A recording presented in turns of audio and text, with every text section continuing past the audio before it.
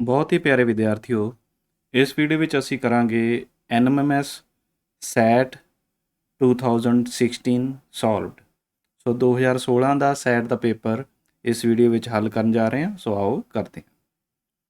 ਪ੍ਰਸ਼ਨ 51ਵਾਂ, ਜੇਕਰ ਕੋਈ ਵਸਤੂ 0 ਤੋਂ ਚੱਲ ਕੇ ਪੂਰਬ ਵੱਲ ਨੂੰ 4 ਸੈਂਟੀਮੀਟਰ ਦੂਰੀ ਤੈਅ ਕਰਦੀ ਹੈ, ਅੰਤ ਵਿੱਚ ਫਿਰ ਉਹ ਉੱਤਰ ਵੱਲ ਨੂੰ 3 ਸੈਂਟੀਮੀਟਰ ਤੈਅ ਕਰਦੀ ਹੈ, ਤਾਂ ਵਸਤੂ ਦੁਆਰਾ ਤੈਅ ਕੀਤਾ ਵਿਸਥਾਪਨ ਕਿੰਨਾ ਹੋਏਗਾ। ਸੋ ਇਹ ਸਮਝ ਲਓ, ਇਹ ਬਿੰਦੂ ਹੈ ਜਿੱਥੋਂ ਕੋਈ ਵਸਤੂ ਚੱਲ ਰਹੀ ਹੈ। ਸੋ ਪਹਿਲਾਂ ਪੂਰਬ ਵੱਲ, ਸੋ ਪੂਰਬ ਵੱਲ ਇਹ ਹੋ ਗਈ 4 ਕਿਲੋਮੀਟਰ। ਸੋ ਹੁਣ ਇਸ ਪੁਆਇੰਟ ਤੋਂ ਉੱਪਰੋਂ ਫਿਰ 3 ਕਿਲੋਮੀਟਰ ਉੱਪਰ ਜਾਏਗੀ। ਸੋ ਇਹ 3 ਸੈਂਟੀਮੀਟਰ ਹੋ ਗਈ। ਸੋ ਵਿਸਥਾਪਨ ਹੋਏਗਾ ਸ਼ੁਰੂਆਤੀ ਬਿੰਦੂ ਤੋਂ ਇੱਥੇ ਤੱਕ, ਜੋ ਕਿ ਪੈਥਾਗੋਰਸ ਲਗਾ ਕੇ ਤੁਸੀਂ ਕੱਢ ਸਕਦੇ ਹੋ। ਉਹਦਾ ਉੱਤਰ ਆਏਗਾ 5। ਸੋ ਦੂਸਰੀ ਆਪਸ਼ਨ ਇਸ ਦਾ ਉੱਤਰ ਹੈ। ਸੋ ਦੂਸਰਾ ਇਸ ਦਾ ਉੱਤਰ ਹੈ। ਚਲੋ ਚੱਲਦੇ ਹਾਂ ਹੁਣ ਅਗਲੇ ਪ੍ਰਸ਼ਨ ਦੇ ਉੱਪਰ। ਅਗਲਾ ਪ੍ਰਸ਼ਨ,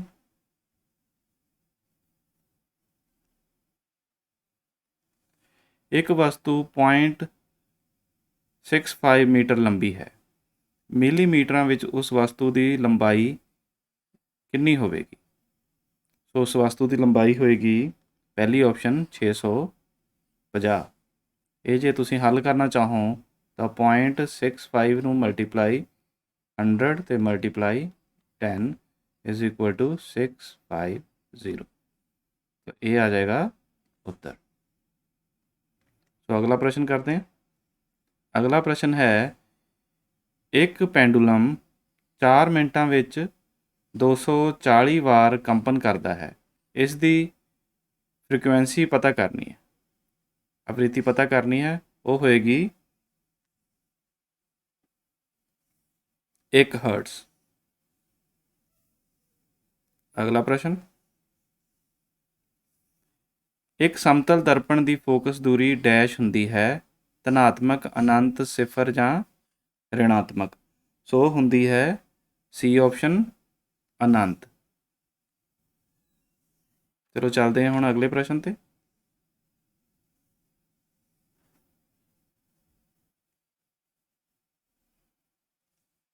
ਫਿਊਜ਼ ਵਾਲੀ ਤਾਰ ਕਿਹੋ ਜਿਹੇ ਪਦਾਰਥ ਦੀ ਬਣੀ ਹੋਣੀ ਚਾਹੀਦੀ ਹੈ। ਫਿਊਜ਼ ਵਾਲੀ ਤਾਰ ਕਿਹੋ ਜਿਹੇ ਪਦਾਰਥ ਦੀ ਬਣੀ ਹੋਣੀ ਚਾਹੀਦੀ ਹੈ। ਇਸ ਦਾ ਉੱਤਰ ਇਹ ਹੈ ਕਿ ਉਹ ਘੱਟ ਪਿਘਲਾਓ ਦਰਜੇ ਵਾਲੇ ਚਾਲਕ ਦੀ ਚਾਹੀਦੀ ਹੈ। ਸੋ ਉੱਤਰ ਇਹਦਾ ਹੋਏਗਾ ਪਹਿਲੀ ਆਪਸ਼ਨ, ਕਿ ਘੱਟ ਪਿਘਲਾਓ ਦਰਜੇ ਵਾਲੇ ਚਾਲਕ ਦੀ ਚਾਹੀਦੀ ਹੈ। ਅਗਲਾ ਪ੍ਰਸ਼ਨ ਹੈ, ਰਗੜ ਬਲ ਦੇ ਵੱਖ-ਵੱਖ ਰੂਪਾਂ ਨੂੰ ਘਟਦੇ ਕ੍ਰਮ ਵਿੱਚ ਹੇਠ ਲਿਖੇ ਅਨੁਸਾਰ ਚੁਣੋ। ਰਗੜ ਬਲ ਦੇ ਵੱਖ-ਵੱਖ ਰੂਪਾਂ ਨੂੰ ਘਟਦੇ ਕ੍ਰਮ ਵਿੱਚ ਹੇਠ ਲਿਖੇ ਅਨੁਸਾਰ ਚੁਣੋ। ਸੋ ਇਸ ਦਾ ਉੱਤਰ ਹੋਏਗਾ ਆਪਸ਼ਨ ਤੀਸਰੀ। ਸੋ ਪਹਿਲਾਂ ਇਹਦੇ ਵਿੱਚ ਆਏਗਾ ਸਥਿਤਿਕ, ਫਿਰ ਸਰਕਰਨਸ਼ੀਲ, ਫਿਰ ਵੇਲਣੀ। ਸੋ ਇਹ ਦਾ ਉੱਤਰ ਹੈ। ਅਗਲੇ ਪ੍ਰਸ਼ਨ ਤੇ ਚੱਲਦੇ ਹਾਂ।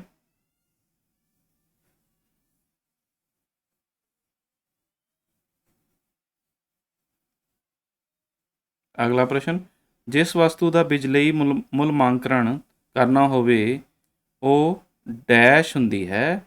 ਉਹ ਕੈਥੋਡ ਹੁੰਦੀ ਹੈ, ਐਨੋਡ ਹੁੰਦੀ ਹੈ, ਕੈਥੋਡ ਜਾਂ ਐਨੋਡ ਹੁੰਦੀ ਹੈ, ਜਾਂ ਧਾਰਾ ਹੁੰਦੀ ਹੈ। ਤਾਂ ਇਸ ਦਾ ਉੱਤਰ ਆਏਗਾ ਕਿ ਉਹ ਵਸਤੂ ਹਮੇਸ਼ਾ ਕੈਥੋਡ ਹੁੰਦੀ ਹੈ। ਸੋ ਆਪਸ਼ਨ ਪਹਿਲੀ ਇਸ ਦਾ ਉੱਤਰ ਹੈ। ਸੋ ਇਹ ਇਸ ਦਾ ਉੱਤਰ ਹੈ।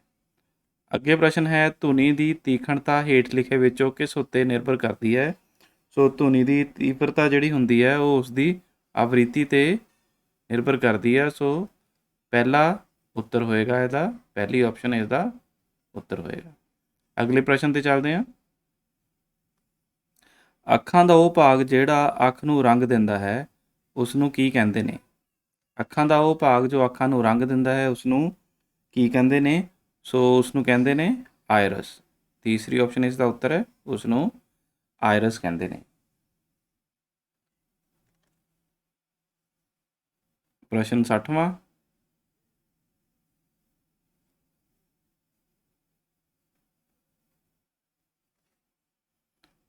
ਉਸ ਯੰਤਰ ਦਾ ਨਾਂ ਦੱਸੋ ਜਿਸ ਦੀ ਵਰਤੋਂ ਇਮਾਰਤਾਂ ਬਚਾਉਣ ਲਈ ਇੱਕ ਲੰਬੀ ਧਾਤ ਛੜ ਲਗਾ ਕੇ ਕੀਤੀ ਜਾਂਦੀ ਹੈ।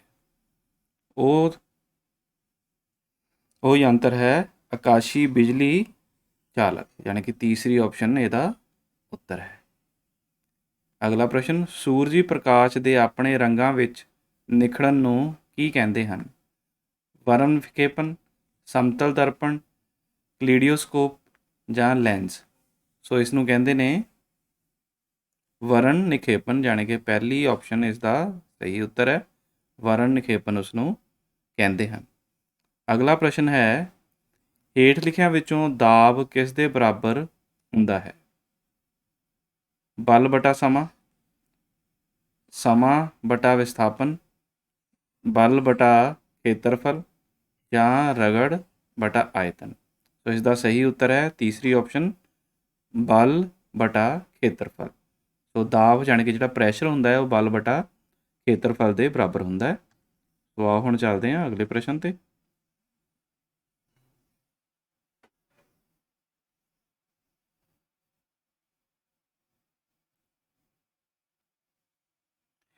ਕੁਦਰਤੀ ਸੂਚਕ ਲਿਟਮਸ ਕਿੱਥੋਂ ਪ੍ਰਾਪਤ ਹੁੰਦਾ ਹੈ? ਹਲਦੀ ਤੋਂ, ਫਿਨਾਫੈਥਲੀਨ ਤੋਂ, ਲਾਈਕੇਨ ਤੋਂ, ਕੈਲਸ਼ੀਅਮ ਆਕਸਾਈਡ ਤੋਂ। ਸੋ ਇਸ ਦਾ ਉੱਤਰ ਹੈ ਇਹ ਲਾਈਕੇਨ ਤੋਂ ਪ੍ਰਾਪਤ ਹੁੰਦਾ ਹੈ। ਸੋ ਦੂਸਰੀ ਆਪਸ਼ਨ ਇਸ ਦਾ ਉੱਤਰ ਹੈ। ਅਗਲੇ ਪ੍ਰਸ਼ਨ 'ਤੇ ਚੱਲਦੇ ਹਾਂ। ਜਦੋਂ ਕੀੜੀ ਕਿਸੇ ਮਨੁੱਖ ਨੂੰ ਲੜਦੀ ਹੈ ਤਾਂ ਡੰਗ ਦੇ ਪ੍ਰਭਾਵ ਨੂੰ ਦੂਰ ਕਰਨ ਲਈ ਮਿੱਠਾ ਸੋਡਾ, ਯਾਨੀ ਕਿ ਸੋਡੀਅਮ ਹਾਈਡਰੋਜਨ ਕਾਰਬੋਨੇਟ, ਚਮੜੀ 'ਤੇ ਲਗਾਇਆ ਜਾਂਦਾ ਹੈ। ਤਾਂ ਜਿਹੜੀ ਰਸਾਇਣਕ ਕਿਰਿਆ ਵਾਪਰਦੀ ਹੈ ਉਸ ਨੂੰ ਕੀ ਕਹਿੰਦੇ ਹਨ? ਸੋ ਉਸ ਰਸਾਇਣਕ ਕਿਰਿਆ ਨੂੰ ਕਹਿੰਦੇ ਨੇ ਉਦਾਸੀਕਰਨ ਕਿਰਿਆ, ਯਾਨੀ ਕਿ ਦੂਸਰਾ ਆਪਸ਼ਨ ਇਸ ਦਾ ਸਹੀ ਉੱਤਰ ਹੈ। ਸੋ ਇਹ ਉਸ ਦਾ ਸਹੀ ਉੱਤਰ ਹੈ। ਅਗਲੇ ਪ੍ਰਸ਼ਨਾਂ 'ਤੇ ਚੱਲਦੇ ਹਾਂ। ਪ੍ਰਸ਼ਨ 65ਵਾਂ, ਜਦੋਂ ਕਾਰਬਨ ਡਾਈਆਕਸਾਈਡ ਨੂੰ ਚੂਨੇ ਦੇ ਪਾਣੀ ਵਿੱਚੋਂ ਲੰਘਾਇਆ ਜਾਂਦਾ ਹੈ ਤਾਂ ਚੂਨੇ ਦਾ ਪਾਣੀ ਦੁਧੀਆ ਹੋ ਜਾਂਦਾ ਹੈ। ਇਹ ਕਿਸ ਨਵੇਂ ਰਸਾਇਣਿਕ ਪਦਾਰਥ ਦੇ ਬਣਨ ਕਰਕੇ ਹੁੰਦਾ ਹੈ? ਸੋ ਇਸ ਦਾ ਉੱਤਰ ਹੈ ਇਹ CaCO3 ਦੇ ਬਣਨ ਕਰਕੇ ਹੁੰਦਾ ਹੈ। ਅਗਲਾ ਪ੍ਰਸ਼ਨ, ਸਲਫਰ ਡਾਈਆਕਸਾਈਡ ਦਾ ਸੁਭਾਅ ਕਿਸ ਤਰ੍ਹਾਂ ਦਾ ਹੈ? ਤੇਜ਼ਾਬੀ, ਉਦਾਸੀਨ, ਖਾਰੀ ਜਾਂ ਤੇਜ਼ਾਬੀ ਅਤੇ ਖਾਰੀ। ਸੋ ਇਸ ਦਾ ਉੱਤਰ ਹੋਏਗਾ ਪਹਿਲੀ ਆਪਸ਼ਨ ਤੇਜ਼ਾਬੀ, ਜਾਣੀ ਕਿ ਸਲਫਰ ਡਾਈਆਕਸਾਈਡ ਦਾ ਸੁਭਾਅ ਤੇਜ਼ਾਬੀ ਹੁੰਦਾ ਹੈ। ਅਗਲਾ ਪ੍ਰਸ਼ਨ, ਹੇਠ ਲਿਖਿਆਂ ਵਿੱਚੋਂ ਕਿਹੜੀ ਧਾਤ ਨੂੰ ਮਿੱਟੀ ਦੇ ਤੇਲ ਵਿੱਚ ਰੱਖਿਆ ਜਾਂਦਾ ਹੈ? ਉਹ ਹੈ ਮਿੱਟੀ ਦੇ ਤੇਲ ਵਿੱਚ ਰੱਖਣ ਵਾਲੀ ਧਾਤ ਹੈ ਪਹਿਲੀ ਆਪਸ਼ਨ। ਸੋ ਇਸ ਦਾ ਉੱਤਰ Na। ਹੁਣ ਚੱਲਦੇ ਹਾਂ ਅਗਲੇ ਪ੍ਰਸ਼ਨਾਂ 'ਤੇ।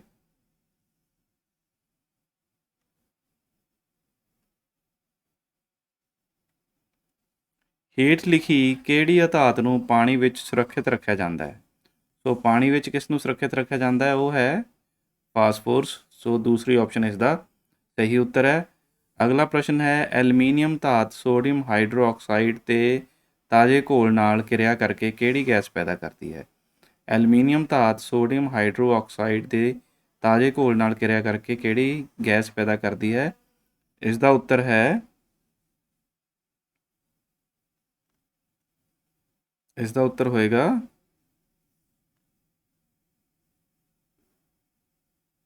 ਹਾਈਡਰੋਜਨ। ਸੋ ਦੂਸਰੀ ਆਪਸ਼ਨ ਇਸ ਦਾ ਸਹੀ ਉੱਤਰ ਹੈ। ਅਗਲੇ ਪ੍ਰਸ਼ਨ 'ਤੇ ਚੱਲਦੇ ਹਾਂ।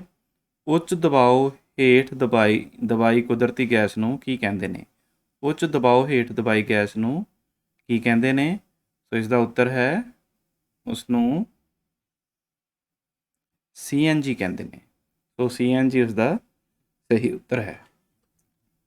ਹੁਣ ਚੱਲਦੇ ਹਾਂ ਅਗਲੇ ਪ੍ਰਸ਼ਨ ਦੇ ਉੱਪਰ। Question number 71। ਨਿਮਨ ਵਿੱਚੋਂ ਕਿਸ ਦਾ ਕੈਲੋਰੀ ਮਾਨ ਮੁੱਲ ਸਭ ਤੋਂ ਵੱਧ ਹੈ? ਮਿੱਟੀ ਦੇ ਤੇਲ ਦਾ, LPG, ਬਾਇਓਗੈਸ ਜਾਂ ਲੱਕੜ। ਸੋ ਕੈਲੋਰੀ ਮਾਨ ਸਭ ਤੋਂ ਵੱਧ ਇਹਨਾਂ ਵਿੱਚੋਂ ਕਿਹਦਾ ਹੈ? ਤੇ ਉੱਤਰ ਹੈ ਇਸ ਦਾ LPG। ਸੋ LPG ਦਾ ਕੈਲੋਰੀ ਮਾਨ ਸਭ ਤੋਂ ਵੱਧ ਹੈ ਇਹਨਾਂ ਦਿੱਤੇ ਗਏ ਪਦਾਰਥਾਂ ਵਿੱਚੋਂ। ਅਗਲਾ ਪ੍ਰਸ਼ਨ ਹੈ, ਰਿਆਨ ਕਿਸ ਤੋਂ ਬਣਿਆ ਹੈ? ਲੱਕੜੀ ਦੀ ਪਲਪ, ਸੁੱਕੇ ਪੱਤੇ, ਦਰਖਤ ਦੀ ਛਿੱਲ, ਪੈਟਰੋਲੀਅਮ ਪਦਾਰਥ। ਸੋ ਰਿਆਨ ਬਣਦਾ ਹੈ ਲੱਕੜੀ ਦੀ ਪਲਪ ਤੋਂ। ਕਿੱਥੋਂ ਬਣਦਾ ਹੈ? ਲੱਕੜੀ ਦੀ ਪਲਪ ਤੋਂ ਬਣਦਾ ਹੈ। ਅਗਲਾ ਪ੍ਰਸ਼ਨ, ਸੀਸਾ ਯੁਕਤ ਪੈਟਰੋਲ ਦੀ ਵਰਤੋਂ ਨਾਲ ਮਨੁੱਖੀ ਸਰੀਰ ਦੀ ਕਿਹੜੀ ਅੰਗ ਪ੍ਰਣਾਲੀ ਨੂੰ ਪ੍ਰਭਾਵਿਤ ਹੁੰਦਾ ਹੈ?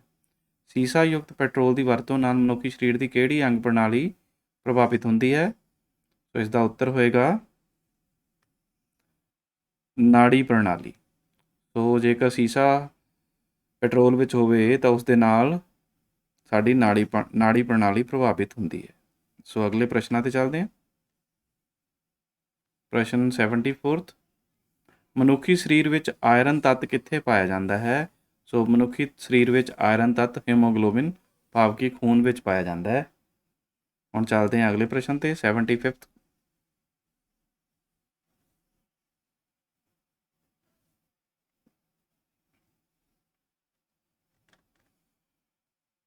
ਡੈਸ਼ ਸਜੀਵਾਂ ਵਿੱਚ ਅਨੁਵੰਸ਼ਿਕ ਗੁਣਾਂ ਦੀ ਇਕਾਈ ਸਾਈਟੋਪਲਾਜ਼ਮ ਹੈ, ਕੇਂਦਰਕ ਹੈ, ਰਾਈਬੋਜ਼ਮ ਹੈ ਜਾਂ ਜੀਨ ਹੈ? ਸੋ ਇਸ ਦਾ ਉੱਤਰ ਹੋਏਗਾ ਜੀਨ। ਜੀਨ ਸਜੀਵਾਂ ਵਿੱਚ ਅਨੁਵੰਸ਼ਿਕ ਗੁਣਾਂ ਦੀ ਇਕਾਈ ਹੈ। ਅਗਲਾ ਪ੍ਰਸ਼ਨ ਹੈ, ਹੇਠ ਲਿਖਿਆਂ ਵਿੱਚੋਂ ਕਿਹੜਾ ਕਥਨ ਰੂੜੀ ਦੀ ਖਾਦ ਲਈ ਸਹੀ ਨਹੀਂ ਹੈ? ਸੋ ਜਿਹੜਾ ਕਥਨ ਸਹੀ ਨਹੀਂ ਹੈ ਉਹ ਦੱਸਣਾ ਹੈ ਕਿ ਰੂੜੀ ਖਾਦ ਇੱਕ ਕੁਦਰਤੀ ਪਦਾਰਥ ਹੈ ਜੋ ਪੌਦਿਆਂ ਅਤੇ ਜੰਤੂਆਂ ਦੇ ਵਿਅਰਥ ਪਦਾਰਥਾਂ ਦੇ ਅਪਘਟਨ ਤੋਂ ਤਿਆਰ ਹੁੰਦਾ ਹੈ। ਰੂੜੀ ਖਾਦ ਖੇਤਾਂ ਵਿੱਚ ਜਾਂ ਘਰਾਂ ਦੇ ਬਾਹਰ ਖੁੱਲ੍ਹੀ ਥਾਂ ਵਿੱਚ ਤਿਆਰ ਕੀਤੀ ਜਾ ਸਕਦੀ ਹੈ। ਰੂੜੀ ਖਾਦ ਮਿੱਟੀ ਨੂੰ ਭਰਪੂਰ ਮਾਤਰਾ ਵਿੱਚ ਮੱਲੜ ਪ੍ਰਦਾਨ ਕਰਦੀ ਹੈ। ਰੂੜੀ ਦੀ ਖਾਦ ਵਿੱਚ ਨਾਈਟ੍ਰੋਜਨ, ਪੋਟਾਸ਼ੀਅਮ, ਫਾਸਫੋਰਸ ਵਰਗੇ ਪੋਸ਼ਕ ਤੱਤ ਭਰਪੂਰ ਮਾਤਰਾ ਵਿੱਚ ਹੁੰਦੇ ਨੇ। ਇਹਨਾਂ ਵਿੱਚੋਂ ਜਿਹੜਾ ਸਹੀ ਨਹੀਂ ਹੈ ਉਹ ਹੈ ਚੌਥੀ ਆਪਸ਼ਨ, ਰੂੜੀ ਦੀ ਖਾਦ ਵਿੱਚ ਨਾਈਟ੍ਰੋਜਨ, ਪੋਟਾਸ਼ੀਅਮ, ਫਾਸਫੋਰਸ ਵਰਗੇ ਪੋਸ਼ਕ ਤੱਤ ਭਰਪੂਰ ਮਾਤਰਾ ਵਿੱਚ ਹੁੰਦੇ ਨੇ। ਇਹ ਕਥਨ ਸਹੀ ਨਹੀਂ ਹੈ। ਹੁਣ ਚੱਲਦੇ ਹਾਂ 77ਵੇਂ ਪ੍ਰਸ਼ਨ 'ਤੇ। ਡੈਸ਼ ਵਿੱਚ ਸੰਕਟਕਾਲੀਨ ਪ੍ਰਜਾਤੀਆਂ ਦਾ ਰਿਕਾਰਡ ਰੱਖਿਆ ਜਾਂਦਾ ਹੈ। ਡੈਸ਼ ਵਿੱਚ ਸੰਕਟਕਾਲੀਨ ਪ੍ਰਜਾਤੀਆਂ ਦਾ ਰਿਕਾਰਡ ਰੱਖਿਆ ਜਾਂਦਾ ਹੈ। ਸੋ ਉੱਤਰ ਹੈ ਰੈੱਡ ਬੁੱਕ। ਹੇਠ ਲਿਖੇ ਰੋਗਾਂ ਵਿੱਚੋਂ ਕਿਹੜਾ ਰੋਗ ਵਿਸ਼ਾਣੂ ਰਾਹੀਂ ਨਹੀਂ ਫੈਲਦਾ? ਸੋ ਵਿਸ਼ਾਣੂ ਰਾਹੀਂ ਕਿਹੜਾ ਰੋਗ ਨਹੀਂ ਫੈਲਦਾ? ਉਹ ਹੈ ਤਪਦਿਕ ਰੋਗ। ਜਿਹੜੇ ਬਾਕੀ ਰੋਗ ਨੇ ਚੇਚਕ, ਪੋਲੀਓ, ਹੈਪੇਟਾਈਟਸ ਏ, ਇਹ ਵਿਸ਼ਾਣੂ ਰਾਹੀਂ ਫੈਲਦੇ ਨੇ, ਪਰ ਤਪਦਿਕ ਰੋਗ ਵਿਸ਼ਾਣੂ ਰਾਹੀਂ ਨਹੀਂ ਫੈਲਦਾ। ਅਗਲਾ ਪ੍ਰਸ਼ਨ ਹੈ, ਦਾਣਿਆਂ ਨੂੰ ਰੂੜੀ ਵਿੱਚੋਂ ਵੱਖ ਕਰਨ ਦੀ ਵਿਧੀ ਨੂੰ ਡੈਸ਼ ਆਖਦੇ ਨੇ। ਦਾਣਿਆਂ ਨੂੰ ਤੂੜੀ ਵਿੱਚੋਂ ਵੱਖ ਕਰਨ ਦੀ ਵਿਧੀ ਨੂੰ ਡੈਸ਼ ਆਖਦੇ ਨੇ ਅਤੇ ਉਸ ਨੂੰ ਕਹਿੰਦੇ ਨੇ ਗਹਾਈ। ਸੋ ਤੀਸਰੀ ਆਪਸ਼ਨ ਠੀਕ ਉੱਤਰ ਹੈ। ਸੋ ਚੱਲਦੇ ਹਾਂ ਹੁਣ ਅਗਲੇ ਪ੍ਰਸ਼ਨ ਦੇ ਉੱਪਰ। ਪ੍ਰਸ਼ਨ 80ਵਾਂ,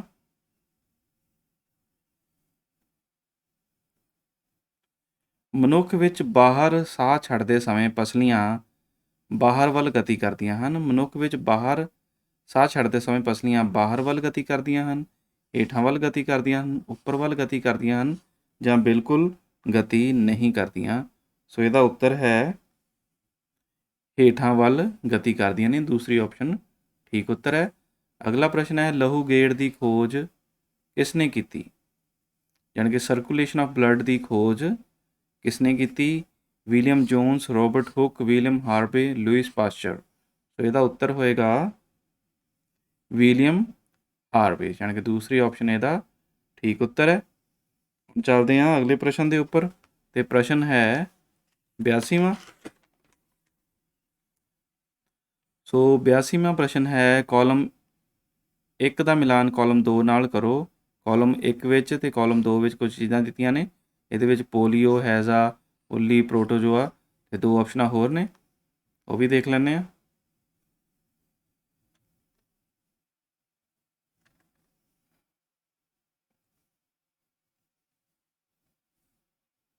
ਅਤੇ ਬਾਕੀ ਆਪਸ਼ਨਸ ਨੇ ਕਣਕ, ਵਿਸ਼ਾਣੂ, ਮਲੇਰੀਆ, ਜੀਵਾਣੂ। ਸੋ ਇਹਨਾਂ ਵਿੱਚੋਂ ਆਪਸ਼ਨ ਨੂੰ ਆਪਸ ਵਿੱਚ ਮਿਲਾਉਣਾ ਸੀਗਾ। ਸੋ ਇਸ ਦਾ ਉੱਤਰ ਹੋਏਗਾ ਤੀਸਰੀ ਆਪਸ਼ਨ। ਸੋ ਚੱਲਦੇ ਹਾਂ ਅਗਲੇ ਪ੍ਰਸ਼ਨ ਦੇ ਉੱਪਰ। ਪ੍ਰਸ਼ਨ 83ਵਾਂ, ਅਸ਼ੁੱਧ ਪਾਣੀ ਵਿੱਚੋਂ ਅਸ਼ੁੱਧੀਆਂ ਦੂਰ ਕਰਨ ਲਈ ਕਿਹੜੇ ਰਸਾਇਣ ਦੀ ਵਰਤੋਂ ਕੀਤੀ ਜਾਂਦੀ ਹੈ? ਸੋ ਕਿਹੜਾ ਰਸਾਇਣ ਵਰਤਿਆ ਜਾਂਦਾ ਹੈ? ਉੱਤਰ ਹੈ ਬਲੀਚਿੰਗ ਪਾਊਡਰ। ਸੋ ਚੌਥੀ ਆਪਸ਼ਨ ਠੀਕ ਉੱਤਰ ਹੈ, ਬਲੀਚਿੰਗ ਪਾਊਡਰ ਵਰਤਿਆ ਜਾਂਦਾ ਹੈ। ਅਗਲਾ ਪ੍ਰਸ਼ਨ ਹੈ, ਡੱਡੂ ਦਾ ਟੈਡਪੋਲ ਲਾਰਵਾ ਪ੍ਰੌੜ ਵਿੱਚ ਵਿਕਸਿਤ ਨਹੀਂ ਹੋ ਸਕਦਾ ਜੇਕਰ ਉਸ ਨੂੰ ਪਾਣੀ ਵਿੱਚ ਡੈਸ਼ ਖਣਿਜ ਦੀ ਉਚਿਤ ਮਾਤਰਾ ਨਹੀਂ ਮਿਲਦੀ। ਕਿਹੜਾ ਖਣਿਜ ਚਾਹੀਦਾ ਹੈ ਉਹਨੂੰ ਵਿਕਸਿਤ ਹੋਣ ਲਈ? ਉਹ ਖਣਿਜ ਹੈ ਆਇਓਡੀਨ। ਸੋ 84ਵੇਂ ਦਾ ਪਹਿਲਾ ਉੱਤਰ ਹੈ ਆਇਓਡੀਨ। ਹੁਣ ਅਗਲੇ ਪ੍ਰਸ਼ਨ ਤੇ ਚੱਲਦੇ ਹਾਂ। ਇਸਤਰੀਆਂ ਵਿੱਚ ਅੰਡਕੋਸ਼ ਕਿਹੜਾ ਹਾਰਮੋਨ ਪੈਦਾ ਕਰਦੇ ਹਨ? ਇਸਤਰੀਆਂ ਵਿੱਚ ਅੰਡਕੋਸ਼ ਕਿਹੜਾ ਹਾਰਮੋਨ ਪੈਦਾ ਕਰਦੇ ਨੇ? ਇਸ ਦਾ ਉੱਤਰ ਹੈ ਐਸਟ੍ਰੋਜਨ। ਸੋ ਐਸਟ੍ਰੋਜਨ ਨੇ ਇਸਤਰੀਆਂ ਦਾ ਹਾਰਮੋਨ ਕਿਹਾ ਜਾਂਦਾ ਹੈ, ਟੈਸਟੋਸਟਰੋਨ ਨੂੰ ਪੁਰਸ਼ਾਂ ਦਾ ਹਾਰਮੋਨ ਕਿਹਾ ਜਾਂਦਾ ਹੈ। ਇਹ ਯਾਦ ਰੱਖਣ ਯੋਗ ਗੱਲ ਹੈ। ਸੋ ਅਗਲੇ ਪ੍ਰਸ਼ਨ ਤੇ ਚੱਲਦੇ ਹਾਂ। ਪ੍ਰਸ਼ਨ 86ਵਾਂ,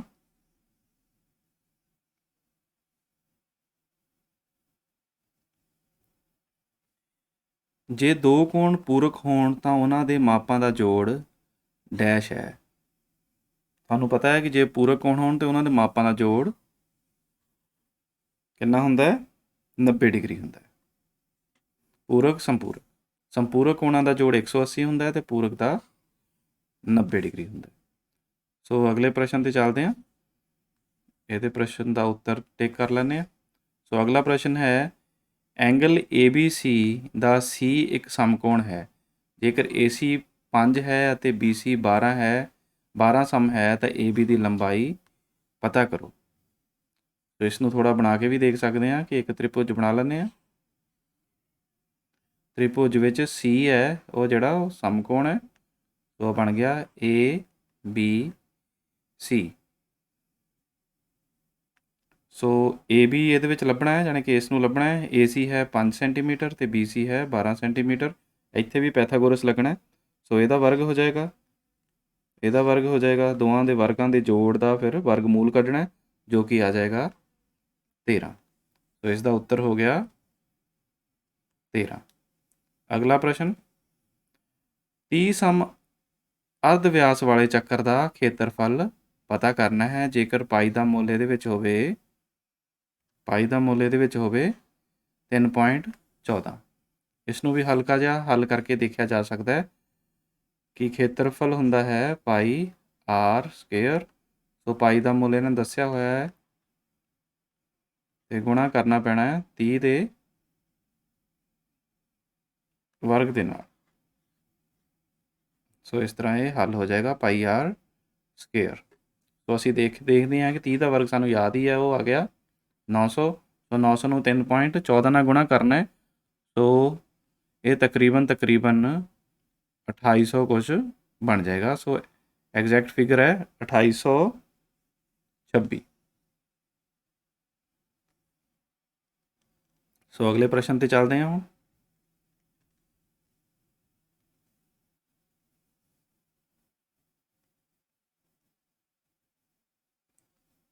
ਇਸ ਦੇ ਵਿੱਚ ਹੈ ਮੁੱਲ ਪਤਾ ਕਰਨਾ ਹੈ। ਸੋ ਇਹ ਸੰਖਿਆ ਦੇਖ ਕੇ ਥੋੜ੍ਹਾ ਘਬਰਾਹਟ ਵੀ ਹੋ ਸਕਦੀ ਹੈ ਕਿ ਸ਼ਾਇਦ ਸਮ ਬਹੁਤ ਔਖਾ ਹੋਏਗਾ, ਪਰ ਔਖਾ ਨਹੀਂ ਹੈ। ਇਹਨਾਂ ਵਿੱਚ ਇਸ ਦਾ ਜੋੜ ਕਰਨਾ ਹੈ, ਇਸ ਦਾ ਜੋੜ ਕਰਕੇ 169 ਆ ਗਿਆ, ਉਹਦਾ ਵਰਗਮੂਲ ਆ ਗਿਆ 13। ਸੋ 13 ਇਸ ਦੇ ਵਿੱਚ ਜੇ ਜੋੜ ਦਈਏ 121 ਬਣ ਜਾਂਦਾ ਹੈ। 121 ਦਾ ਵਰਗਮੂਲ ਆ ਗਿਆ 11। ਸੋ 11 ਨੂੰ ਜੇ 25 ਵਿੱਚ ਜੋੜ ਦਿੰਦੇ ਹਾਂ ਤਾਂ ਉਹ ਬਣ ਜਾਂਦਾ 36। ਸੋ 36 ਦਾ ਵਰਗਮੂਲ ਆ ਗਿਆ 6। ਸੋ 6 ਨੂੰ ਜੇ 10 ਵਿੱਚ ਜੋੜਦੇ ਹਾਂ ਤਾਂ ਅੰਤ ਵਿੱਚ ਬਣ ਜਾਂਦਾ ਹੈ 16 ਅਤੇ 16 ਦਾ ਫਿਰ ਵਰਗਮੂਲ ਆਏਗਾ 4। ਸੋ ਇਸ ਦਾ ਉੱਤਰ ਹੋ ਗਿਆ, ਇਸ ਦਾ ਉੱਤਰ ਹੋਏਗਾ 4। ਅਗਲਾ ਪ੍ਰਸ਼ਨ, 1 ਤੋਂ 1000 ਵਿੱਚ ਕੁੱਲ ਕਿੰਨੀਆਂ ਸੰਖਿਆਵਾਂ ਹਨ ਜਿਹੜੀਆਂ ਕਿ ਪੂਰਨ ਘਣ ਹਨ? ਸੋ ਇਹਨਾਂ ਦੇ ਵਿਚਕਾਰ ਨਹੀਂ ਕਿਹਾ, ਇਹਨਾਂ ਨੂੰ ਸ਼ਾਮਲ ਵਿੱਚ ਕਰਨਾ ਹੈ ਅਸੀਂ। ਸੋ 1 ਤੇ 1000 ਇਹਦੇ ਵਿੱਚ ਸ਼ਾਮਲ ਹੋਣਗੇ। ਸੋ ਕਿੰਨੀਆਂ ਸੰਖਿਆਵਾਂ ਆਉਂਦੀਆਂ ਨੇ? ਉੱਤਰ ਹੈ ਇਹਦਾ 190 ਦਾ ਉੱਤਰ ਹੈ 10 ਸੰਖਿਆਵਾਂ। ਅਗਲਾ ਪ੍ਰਸ਼ਨ ਹੈ, 3 ਦੇ ਪਹਿਲੇ 5 ਗੁਣਜਾਂ ਦਾ ਮੱਧਮਾਨ ਹੈ। ਸੋ ਮੱਧਮਾਨ ਕੱਢਣਾ ਹੈ, ਪਹਿਲਾਂ ਇਹਨਾਂ ਦੇ ਆਪਾਂ ਗੁਣਜ ਲਿਖ ਸਕਦੇ ਹਾਂ। ਸੋ ਗੁਣਜ ਕਿੰਨੇ ਕਿੰਨੇ ਹੋਣਗੇ? ਪਹਿਲੇ 5 ਗੁਣਜ ਲਿਖਣੇ ਆ, 3 6 9 12 15। ਸੋ ਮੱਧਮਾਨ ਕਿਹੜਾ ਹੁੰਦਾ ਹੈ? ਜਿਹੜਾ ਵਿਚਕਾਰ ਨੰਬਰ ਆਉਂਦਾ ਹੈ। ਸੋ 9 ਇਹਦਾ ਮੱਧਮਾਨ ਹੋ ਗਿਆ। ਸੋ ਉੱਤਰ 9 ਠੀਕ ਉੱਤਰ ਹੈ, ਜੋ ਕਿ ਦੂਸਰੀ ਆਪਸ਼ਨ 'ਚ ਹੈ। ਸੋ ਆਓ ਹੁਣ ਚੱਲਦੇ ਹਾਂ ਅਗਲੇ ਪ੍ਰਸ਼ਨ 'ਤੇ।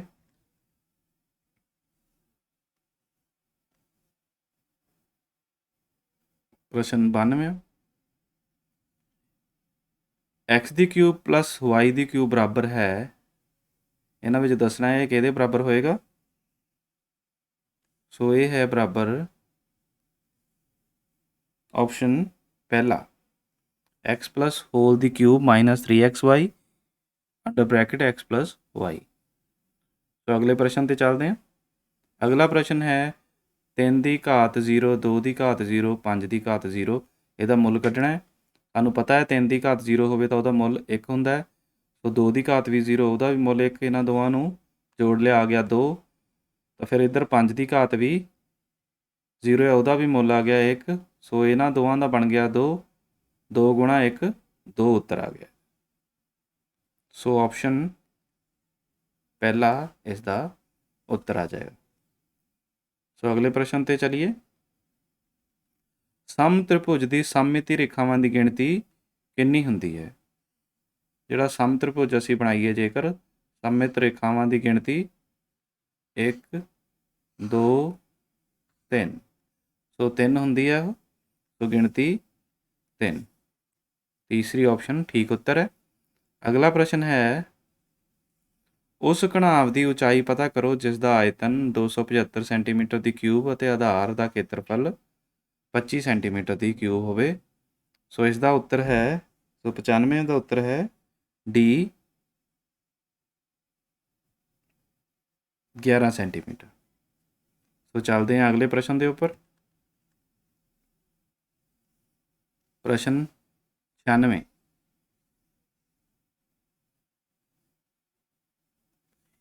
ਇੱਕ ਦੌੜਾਕ 200 ਮੀਟਰ ਦੀ ਦੌੜ 24 ਸੈਕਿੰਡ ਵਿੱਚ ਪੂਰੀ ਕਰਦਾ ਹੈ ਤਾਂ ਉਸ ਦੀ ਗਤੀ ਕੀ ਹੋਏਗੀ?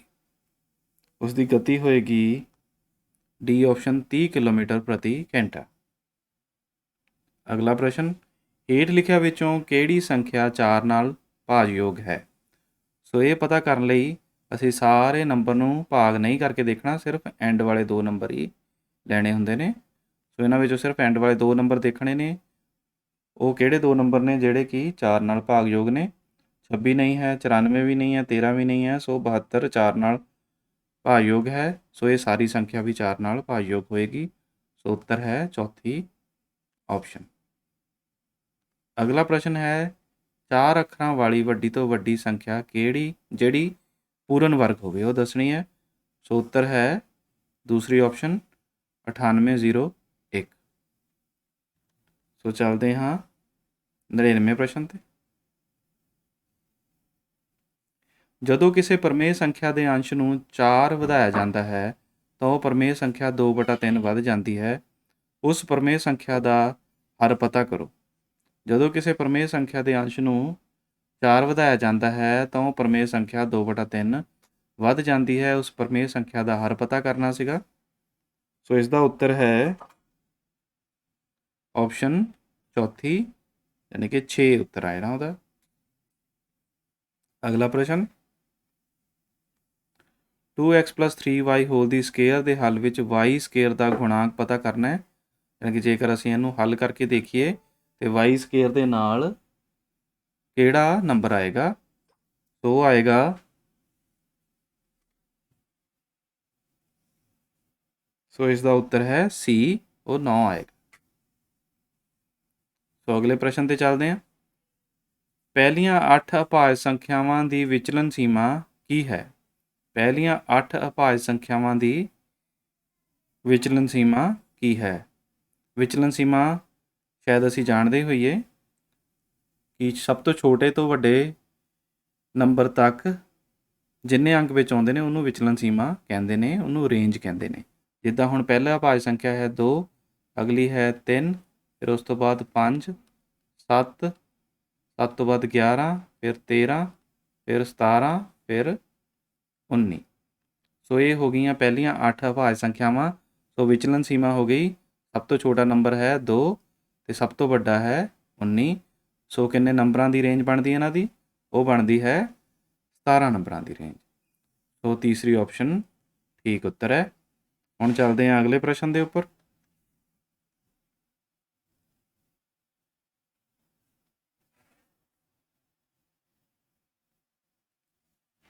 (256) ਨੂੰ 2 ਦੀ ਘਾਤ ਦੇ ਰੂਪ ਵਿੱਚ ਲਿਖੋ। ਸੋ ਇਹਨੂੰ 2 ਦੀ ਘਾਤ ਦੇ ਰੂਪ ਵਿੱਚ ਲਿਖਣਾ ਹੈ। ਇਹਦਾ ਉੱਤਰ ਹੋਏਗਾ ਆਪਸ਼ਨ ਤੀਸਰੀ 2 ਦੀ ਘਾਤ 8। ਸੋ ਅਗਲਾ ਪ੍ਰਸ਼ਨ ਹੈ 4.2, 3.8 ਅਤੇ 7.6 ਦਾ ਔਸਤ ਪਤਾ ਕਰਨਾ ਸੀਗਾ। ਔਸਤ ਪਤਾ ਕਰਨਾ ਬਹੁਤ ਆਸਾਨ ਹੈ। 4.2 ਜਮ੍ਹਾਂ 3.8 ਜਮ੍ਹਾਂ 7.6 ਤੇ ਭਾਗ ਕਰ ਦੇਣਾ ਇਸ ਨੂੰ 3 ਦੇ ਨਾਲ, ਤੇ ਉੱਤਰ ਆ ਜਾਏਗਾ 5.2। ਸੋ 5.2 ਇਸ ਦਾ ਉੱਤਰ ਹੈ। ਅਗਲਾ ਪ੍ਰਸ਼ਨ, ਚਿੱਤਰ ਵਿੱਚ AOB ਇੱਕ ਚੱਕਰ ਦਾ ਵਿਆਸ ਹੈ। ਜੇਕਰ ਐਂਗਲ ABC 60 ਡਿਗਰੀ ਹੋਵੇ ਤਾਂ ਐਂਗਲ CAB ਦਾ ਮਾਪ ਹੋਵੇਗਾ 30 ਡਿਗਰੀ। ਸੋ ਇਹ ਵੀ ਤੁਸੀਂ ਜੇ ਹੱਲ ਕਰਨਾ ਚਾਹੋ ਤਾਂ ਕਰ ਸਕਦੇ ਹੋ। ਆਹ ਵਿਆਸ ਦਿੱਤਾ ਹੋਇਆ ਤੇ ਇੱਥੇ ਜਿਹੜਾ ਐਂਗਲ ਹੈ ਇਹ ਬਣਦਾ ਹੁੰਦਾ ਹੈ 90 ਡਿਗਰੀ। ਜੇ 90 ਡਿਗਰੀ ਦਾ ਐਂਗਲ ਹੈ, ਇਹ 60 ਦਾ ਹੈ ਤੇ ਇਹ ਐਂਗਲ ਰਹਿ ਜਾਏਗਾ 30 ਡਿਗਰੀ ਦਾ। ਸੋ 30 ਡਿਗਰੀ ਇਸ ਦਾ ਉੱਤਰ ਹੈ। ਹੁਣ ਅਗਲੇ ਪ੍ਰਸ਼ਨ ਤੇ ਚੱਲਦੇ ਹਾਂ। 105ਵਾਂ ਪ੍ਰਸ਼ਨ, ਹੇਠ ਲਿਖੇ ਕਥਨਾਂ ਵਿੱਚੋਂ ਕਿਹੜਾ ਕਥਨ ਗਲਤ ਹੈ? 0 ਇੱਕ ਪਰਮੇਯ ਸੰਖਿਆ ਹੈ। 27 3 ਦਾ ਗੁਣਨਫਲ ਹੈ। 225 ਦਾ ਵਰਗਮੂਲ 15 ਹੈ। 7 56 ਦਾ ਗੁਣਨਖੰਡ ਹੈ। ਇਸ ਦੇ ਵਿੱਚ ਗਲਤ ਕਥਨ ਹੈ B ਕਿ 27 3 ਦਾ ਗੁਣਨਫਲ ਹੈ। ਇਹ ਗਲਤ ਹੈ। ਹੁਣ ਚੱਲਦੇ ਹਾਂ ਅਗਲੇ ਪ੍ਰਸ਼ਨਾਂ ਦੇ ਉੱਪਰ। ਪ੍ਰਸ਼ਨ 106,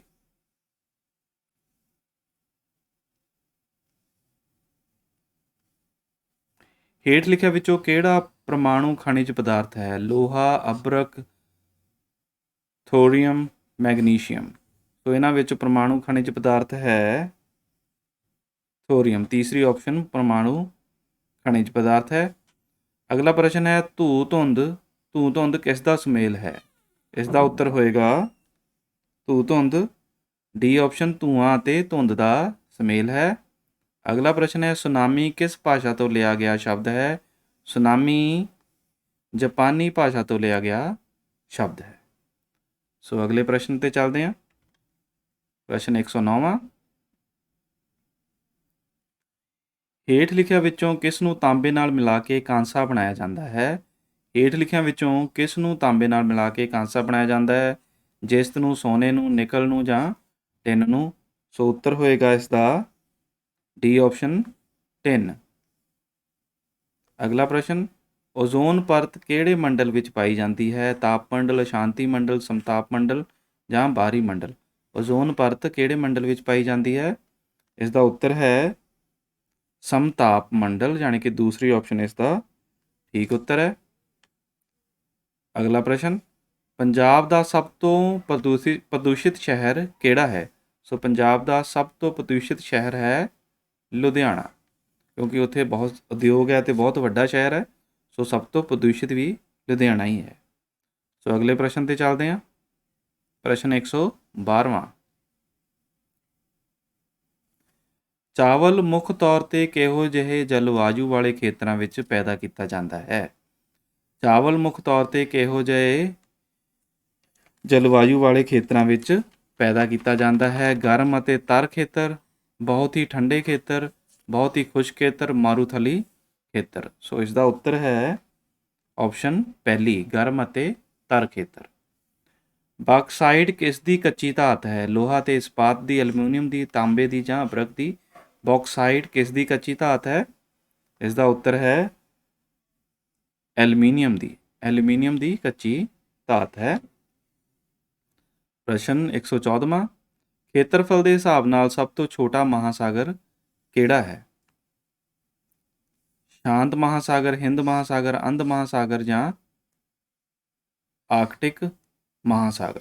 ਸੋ ਇਸ ਦਾ ਉੱਤਰ ਹੈ ਪਹਿਲੀ ਆਪਸ਼ਨ, ਸੌਰੀ ਸਭ ਤੋਂ ਛੋਟਾ ਦੱਸਣਾ, ਸਭ ਤੋਂ ਛੋਟਾ ਹੈ ਚੌਥੀ ਆਪਸ਼ਨ ਆਰਕਟਿਕ ਮਹਾਸਾਗਰ। ਹੁਣ ਚੱਲਦੇ ਹਾਂ ਅਗਲੇ ਪ੍ਰਸ਼ਨ ਤੇ, 115ਵਾਂ ਪ੍ਰਸ਼ਨ।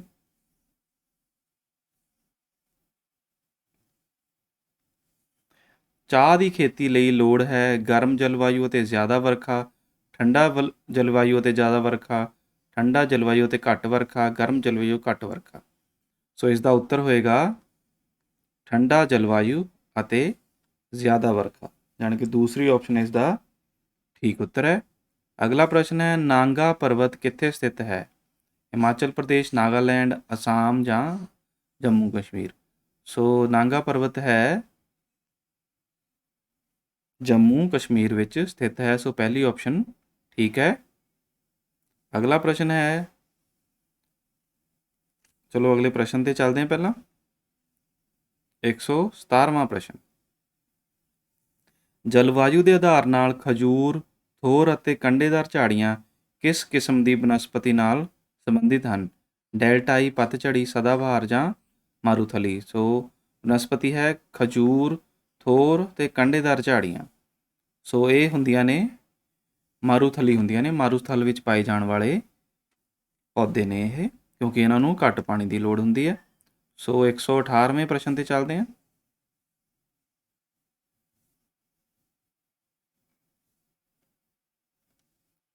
ਪ੍ਰਸ਼ਨ ਹੈ, ਹੇਠ ਲਿਖਿਆਂ ਵਿੱਚੋਂ ਕਿਹੜੀ ਭਾਰਤ ਸੰਵਿਧਾਨ ਦੀ ਵਿਸ਼ੇਸ਼ਤਾ ਨਹੀਂ ਹੈ?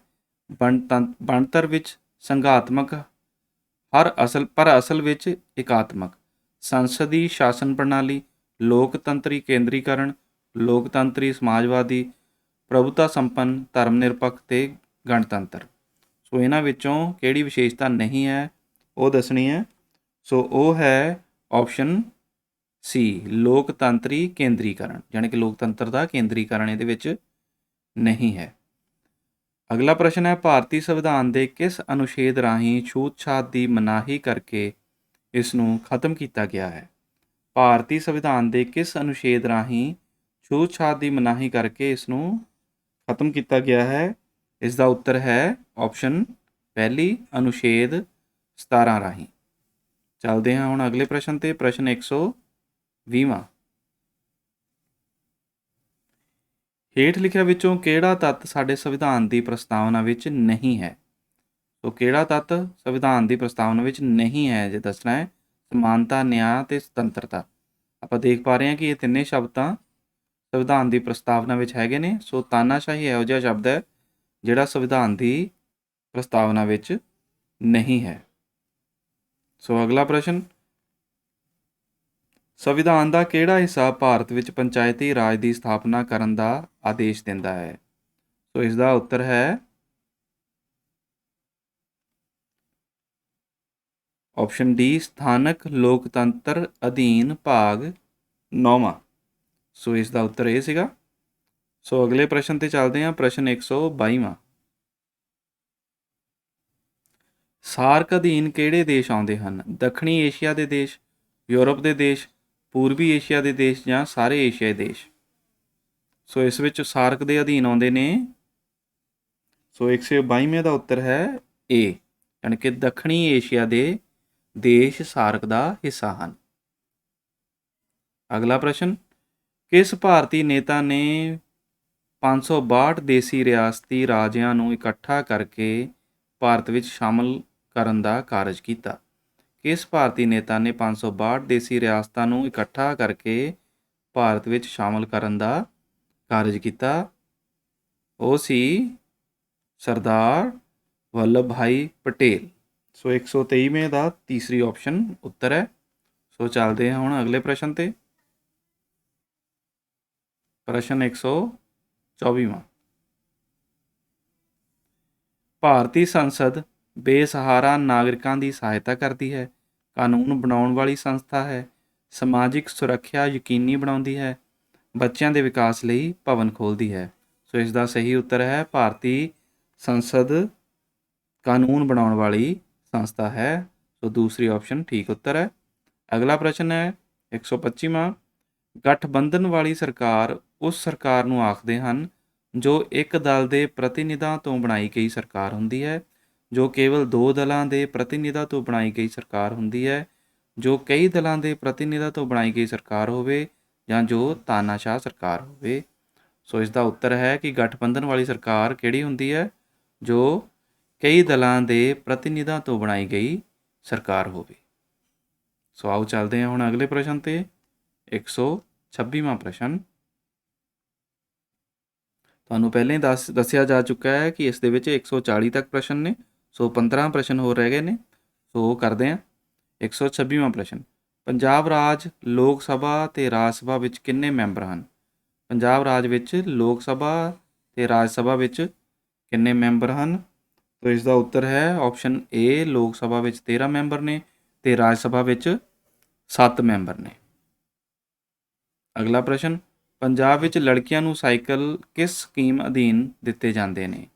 ਪੰਜਾਬ ਵਿੱਚ ਲੜਕੀਆਂ ਨੂੰ ਸਾਈਕਲ ਕਿਸ ਸਕੀਮ ਅਧੀਨ ਦਿੱਤੇ ਜਾਂਦੇ ਨੇ? ਪੰਜਾਬ ਭਲਾਈ ਸਕੀਮ, ਅਨੁਸੂਚਿਤ ਜਾਤ ਭਲਾਈ ਸਕੀਮ, ਮਾਤਾ ਸਾਹਿਬ ਕੌਰ ਭਲਾਈ ਸਕੀਮ ਜਾਂ ਮਾਈ ਭਾਗੋ ਭਲਾਈ ਸਕੀਮ। ਸੋ ਇਸ ਦਾ ਉੱਤਰ ਹੈ ਮਾਈ ਭਾਗੋ ਭਲਾਈ ਸਕੀਮ। ਸੋ ਅਗਲੇ ਪ੍ਰਸ਼ਨ ਤੇ ਚੱਲਦੇ ਹਾਂ ਹੁਣ। ਪ੍ਰਸ਼ਨ 128ਵਾਂ।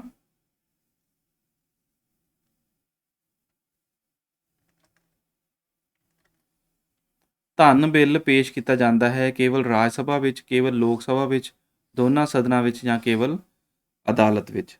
ਸੋ ਇਸ ਦਾ ਉੱਤਰ ਹੈ ਕੇਵਲ ਲੋਕ ਸਭਾ ਵਿੱਚ ਧਨ ਬਿੱਲ ਪੇਸ਼ ਕੀਤਾ ਜਾਂਦਾ ਹੈ। ਸੋ ਦੂਸਰੀ ਆਪਸ਼ਨ ਇਸ ਦਾ ਠੀਕ ਉੱਤਰ ਹੈ।